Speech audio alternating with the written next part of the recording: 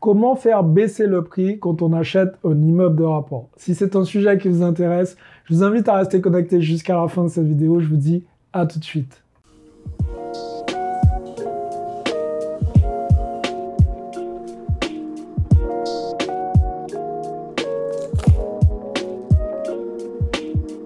Salut à tous, je suis Xavier Prétaït, je suis l'auteur du livre Cave et Parking. Je suis aussi l'auteur du livre Devenir libre financièrement grâce aux immeubles de rapport. Et aujourd'hui, nous allons voir comment il est possible de baisser le prix quand on achète un immeuble de rapport. Avant d'arriver jusque-là, je vous invite à faire deux choses. La première des choses, c'est à vous abonner et à activer la cloche si ce n'est pas fait.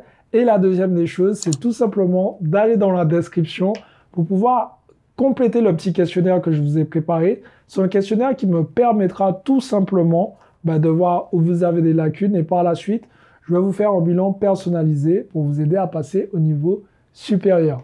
D'autant plus les amis, dans la description, il y a aussi la formation immeuble de rentier. Cette formation, elle est spécialement dédiée à l'investissement dans les immeubles de rapport. Je vous explique de A à Z ma stratégie pour passer au niveau supérieur en achetant plusieurs immeubles d'affilée.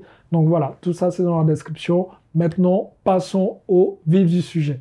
Alors, comment négocier, mais comment surtout baisser le prix quand on souhaite acheter un immeuble de rapport? Alors bien évidemment, quand vous arrivez sur les lieux, il va falloir repérer les éléments qui posent problème sur cet immeuble.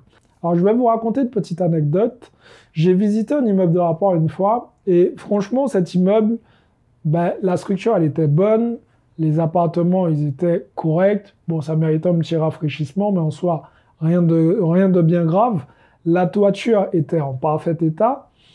Mais voilà, c'est pas suffisant. Ce que j'ai fait, c'est que j'ai décidé de communiquer avec le voisinage pour savoir est-ce qu'ils se sentaient bien dans cet environnement et comment était le quartier.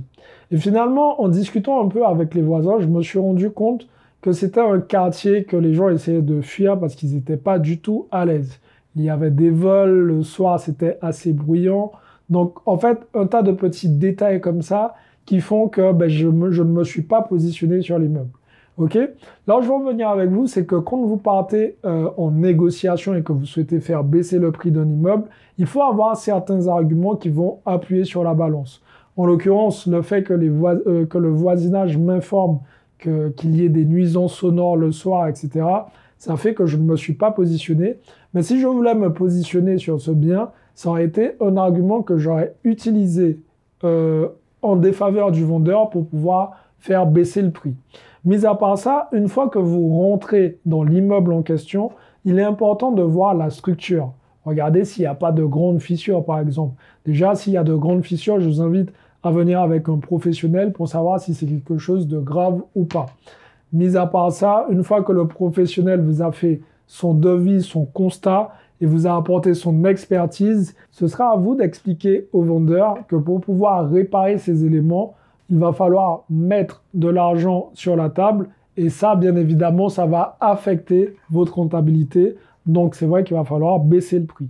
N'hésitez pas à regarder les éléments qui sont primordiaux, notamment le chauffage.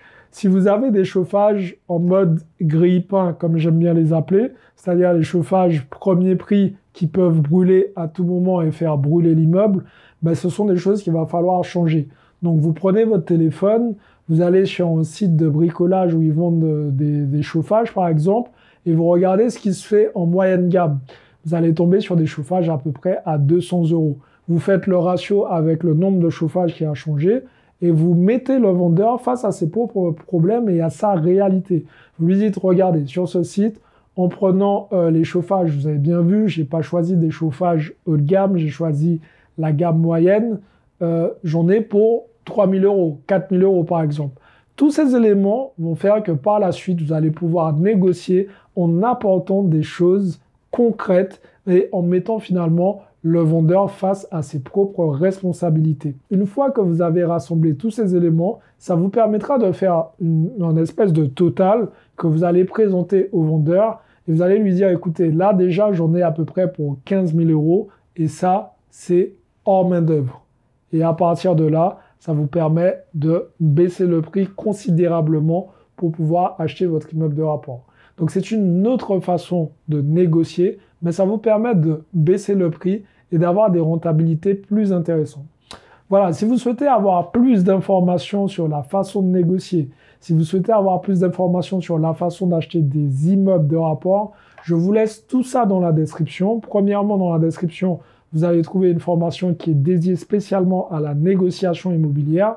Et deuxièmement, il y a une formation qui est complète sur l'investissement des immeubles de rapport. Donc voilà les amis, j'espère vraiment que cette vidéo vous a plu, j'espère qu'elle vous a aidé, j'espère que vous allez pouvoir mieux négocier en apportant surtout aux vendeurs des arguments solides, en béton, comme j'aime bien dire.